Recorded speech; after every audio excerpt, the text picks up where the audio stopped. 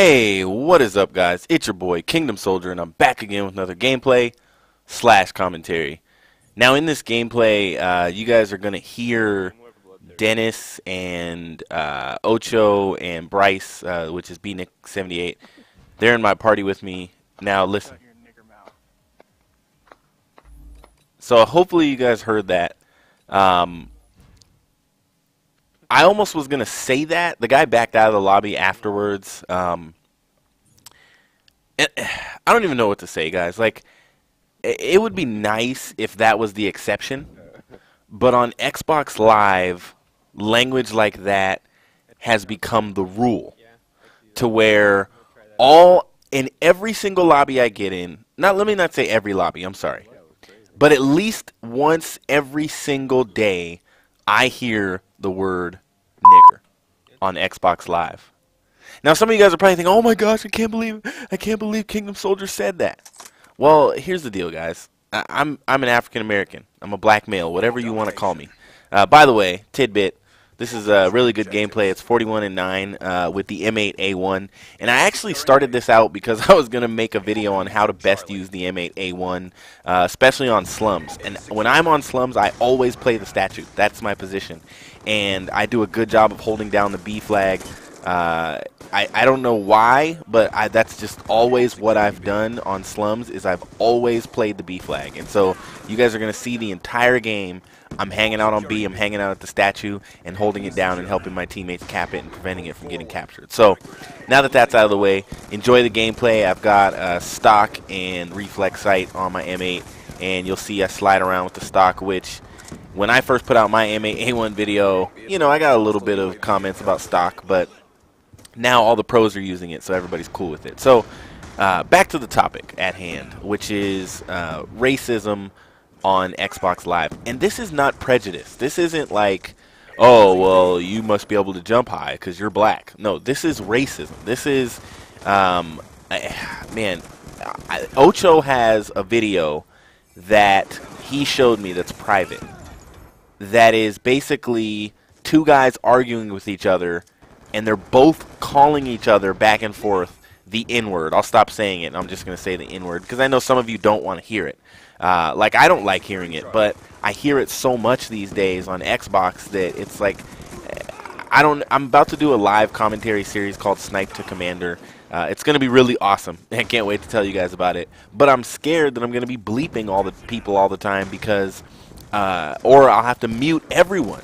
And I don't want to do that. I actually want you guys to hear the battle chatter and hear the other people when I kill them, you know, if they say something like, "Oh man," you know, I want you guys to hear what I hear and experience what I experience. But I'm almost afraid to do that because of the level of just lewdness and racism on Xbox Live.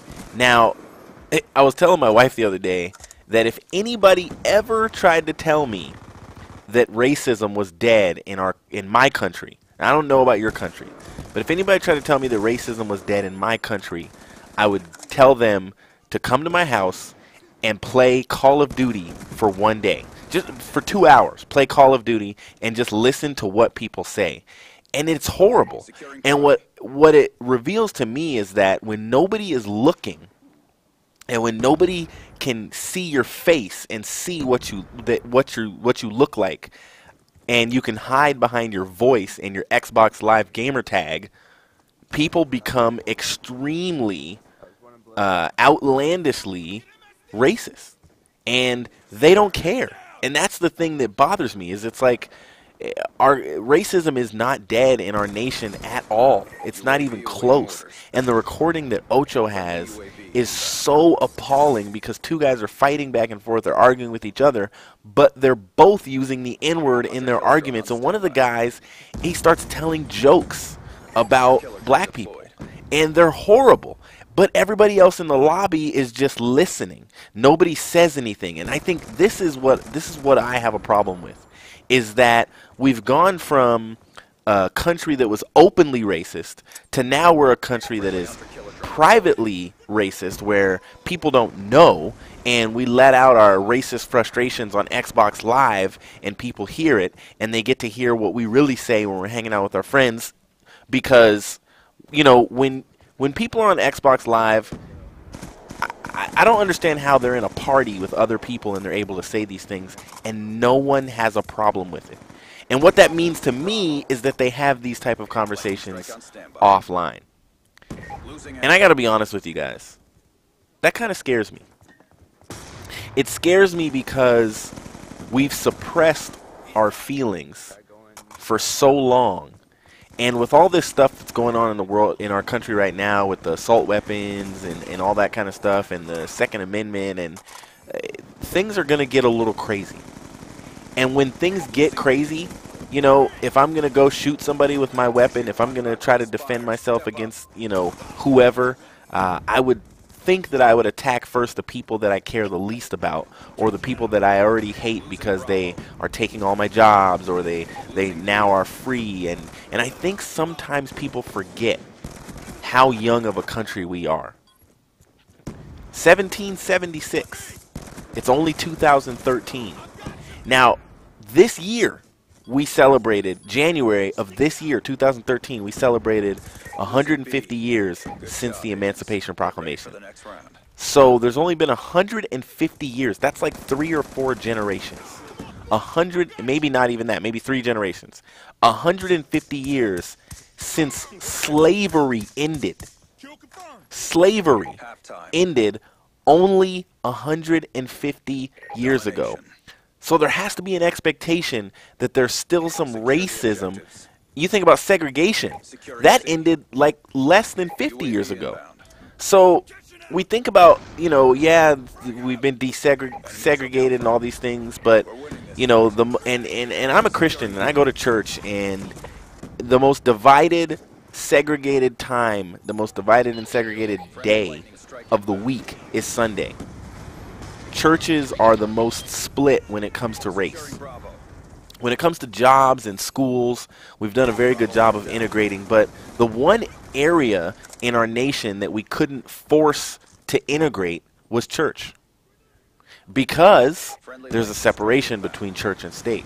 So while the government could tell a school that they have to allow African Americans to be students there, while a government can tell a bus company or a county that they have to allow African Americans to sit wherever they want, while they can tell a restaurant, a business, that they have to allow African Americans or colored back in the day to use the same bathroom as whites, they can't tell a church that they have to let black people in.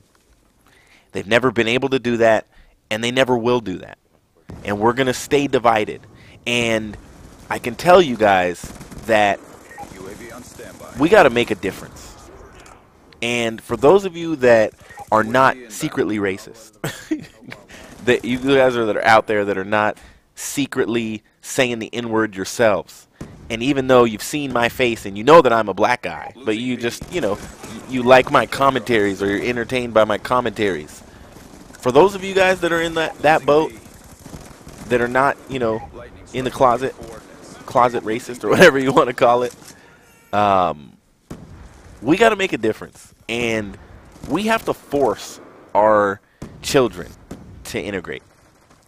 And this is not just a white thing. Let me get this straight. I mean, let me put that out there. This is not just a white thing. Now, I'll tell you this, that black people are more prejudiced than racist. We tend to say things like, well, you know, a white person is like this, or a white person is like that, or whatever, you know, but we don't really know. We really don't know.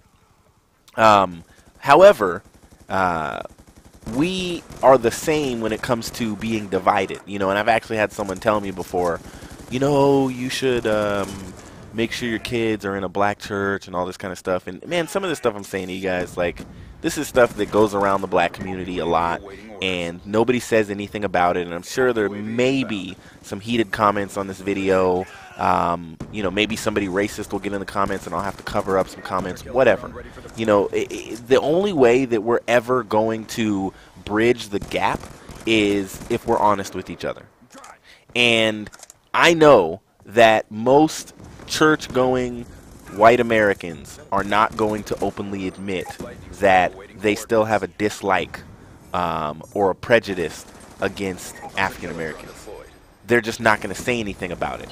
But when they're at home with their kids, maybe they do. Somebody says something.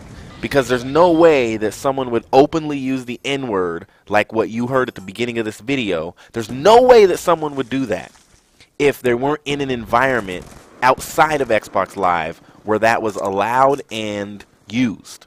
Where these that guy, man, I can't believe it's sad because he ends up killing me, but that was frustrating.